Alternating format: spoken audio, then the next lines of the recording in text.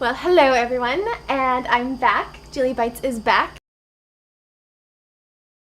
And you're with me, Jill Jordan, and today I am going to be making one of my absolute all-time favorite recipes that my mom taught me when I was growing up, and it's homemade macaroni and cheese. Screw carbs. So let's begin. You're going to start with some water boiling on the stove already for our pasta. You also want to preset your oven to 375, so give me 1 second. Perfect. So in 10 minutes that'll be ready.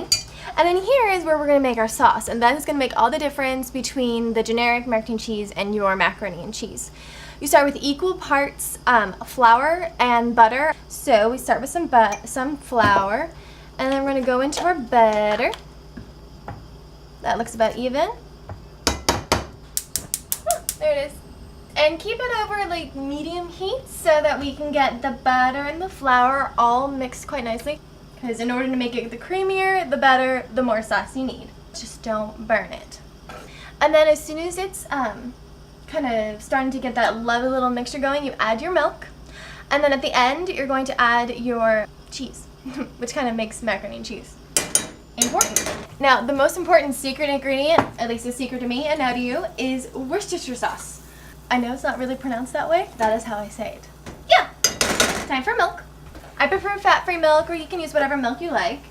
And you really just want to add like a dollop or two of Worcestershire sauce, and it just really adds this fantastic, smoky, sweet flavor to it. A little bit of pepper. And, ooh, salt. You can see inside of my cupboards. And then we also want to check this. Not quite ready, but almost. It's starting to have the nice little tiny bubbles. And this is thickening into a wonderful, just white sauce is what this is right now. If it starts getting too thick, just easy, simply fixed. More milk and more butter. I like butter. And the key to this is really not to let it sit for too long, because if it does, then it gets all curdly, and you don't want that. How are we doing over here? Oh, and we're boiling over here. So, let's pour in our pasta. I prefer whole wheat pasta, and we are going to let that simmer for, 8 to 10 minutes. Now we can start adding piece by piece pieces of cheese. I prefer the extra sharp cheddar cheese, Swiss or Gouda, or, well, I don't really know about goat. That would really work well, but it can't hurt. Cheese is cheese. Munster is a good cheese. What's your favorite kind of cheese?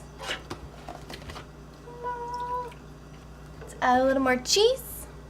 Give a little more butter. And then add more cheese. Yummy.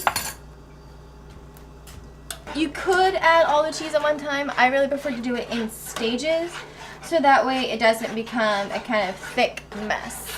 This way it melts evenly. See, it's starting to have this really nice kind of yellow texture. That is homemade. So in 1:54, the oven will be ready. The pasta will be ready in about 5 minutes. And as soon as the pasta is ready, I bet you anything, our sauce will be done. You want to cut? Oh, it's pretty. You want some? That's perfect. Oh wow, that's really good. That's really good. I'm gonna check this. See if they're al dente. Oh, shoot. Couple more minutes. And while that is finishing, we're gonna grease the pan. Take a paper towel, scoop it into some butter, and swipe all through here, coating each and every side, and it adds flavor. Then, paprika and cheese, there's kind of something about it that's really good. Yeah, there's that. See if I can keep this one on the spoon. There you go. And it pours out. Steam. Simple enough. Pour into your buttered pan. There you go. Pour your sauce over the top. Get it in every nook and cranny.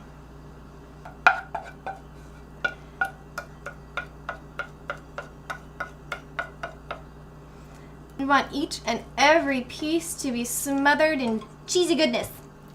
Cornflakes. Grab a handful. They're nice and loud.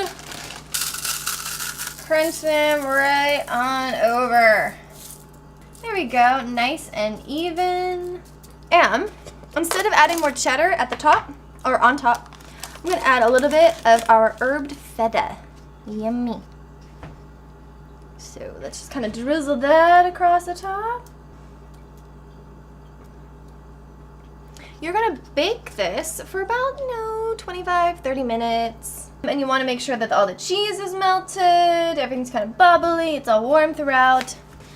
Dust it with a little bit of paprika again. And let's pop it in the oven. There we go.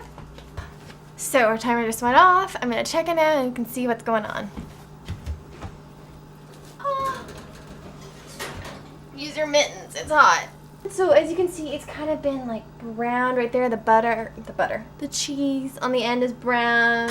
Little top parts here are getting brown. You put it in for a little bit longer, but it's bubbling. I don't know if you can hear it, but I can hear it. It's bubbling. And it's nice and crispy and brown and just kind of gonna be that perfect cheesy yumminess. I will post the exact written recipe for you guys, and other than that, make your own. Just kind of add what you like. I added feta at the top. You could add any other kind of cheese, or maybe like use croutons instead of cornflakes, or even wheat germ. I know it sounds weird, but it's actually really, really good. It's very nutty. It's good. And then enjoy. And it's just a tasty comfort food that makes you feel good any day of the week. So, bon appetit. Enjoy your macaroni and cheese, and I know I will enjoy mine. Bye.